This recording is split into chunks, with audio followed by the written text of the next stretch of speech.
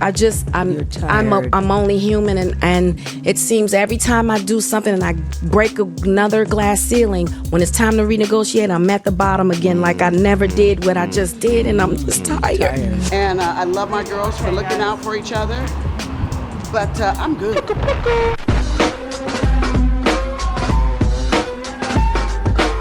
Let's get right into it, man. It's the Perfect Talk podcast. You know, we set things off with Plicka's Spotlight Story. My name is DJ Playboy, aka Plicka, and this is when I like to shine a light on just a subject that's been going on and may not have gotten enough shine. Maybe it has, and I want to talk about it, though.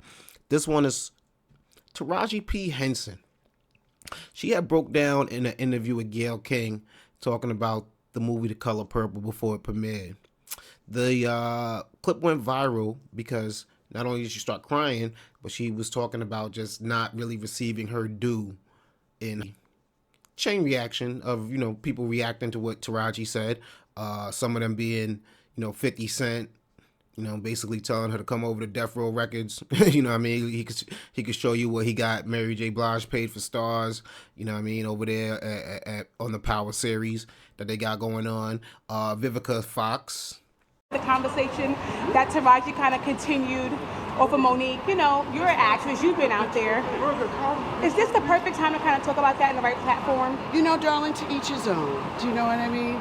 I'm very happy, very blessed, and to each his own. I didn't have that experience, so, but to get your piece out is important.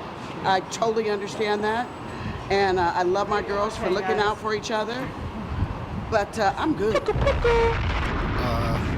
Her response to it was seen as maybe being a little bit dismissive about it, but I think Vivica was being real. It wasn't her experience. She gets that guap the way that she does, and I think 50 is able to talk about it from his standpoint because they produce the projects that they also make and that they star in, and that gives you another set of leverage in terms of what you're going to get paid. It's more like being a boss.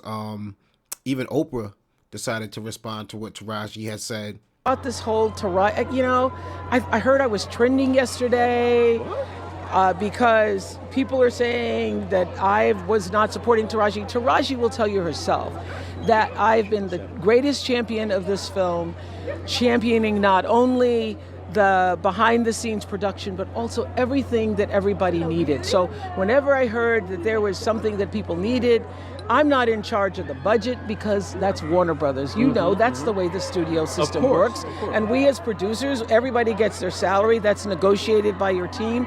And so whenever I heard there was an issue or there was a problem with the cars or there was a problem with the food, I would step in and do whatever I could to make it right. And I believe that she would even vouch for that and say that it's true. I think she would vouch for that. I can vouch for that because I've seen you and your work and behind the scenes, how you step in and you have put your own money up. I'm all for everybody being the greatest and rising to meet the rising of their own life. And so, all this stuff about there was something online about us being separated at the top of the Empire State Building. On that particular day, we were so cold. So I don't know what kind of body language people were talking about. I was like just trying to stay warm, and that was the fourth thing we had done. And so there's no validity to there being a thing between Taraji and I. Yeah, Oprah's like, yo, I help out whenever I can. I don't control the budgets. That's not my job over there in the production of The Color Purple. You know what I mean? But whenever things were brought to light to my attention, I made sure I got them what they needed. It was also kind of weird that Taraji, says that's her experience in Hollywood, but she did it on the junket for The Color Purple. Maybe she feels some type of way about the way she was treated on the set. Rumors have come out that she's had to fight, not even rumors, I think she's confirmed it, that, she had to fight for transportation for the actors. They initially had given them rental cars, and she had to point out, that's an insurance liability. That's not safe for them to be out there driving themselves to and from set.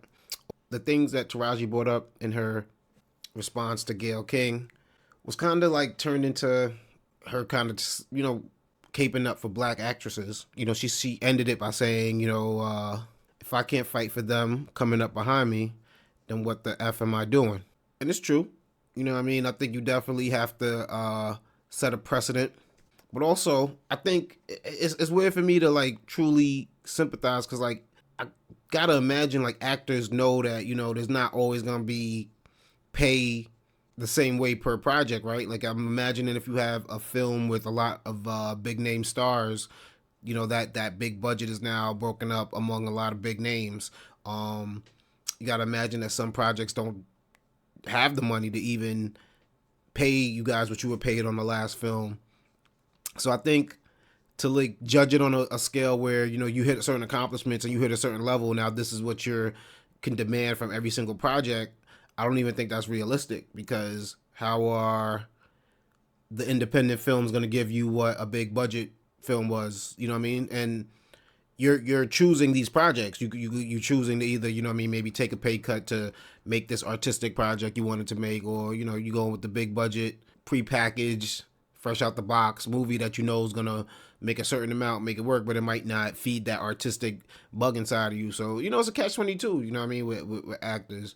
Terrence Howard also came out and said, I think a clip was going viral about him, and I think I'm not sure if it's new or it's old. I think it might have resurfaced, but just him talking about how with Hustle and Flow, you know, he doesn't receive royalties for any of the songs that are on the soundtrack that he performs, because they said it was made under the fictional character DJ.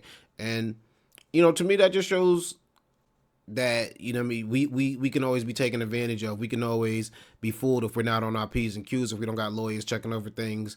Also, you know what I mean, a lot of actors are coming from a place of hunger and maybe desperation, where they just like, oh, Terrence said it in the clip, I was trying to pay my rent, so I signed whatever they put in front of me. But we can't always be quick to do that, because it comes back to bite you.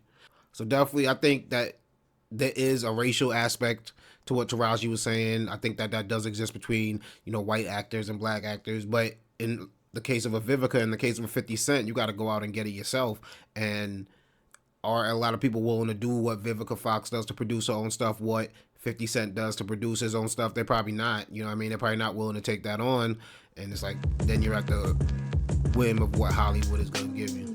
What it do is your guy DJ Playboy, man. You know I'm holding it down for the Perfect Talk podcast, and I'm so grateful that y'all checked out this short clip. But if y'all like what you see, man, go check out the full episodes, hit that subscribe button, and hop in the comments, baby.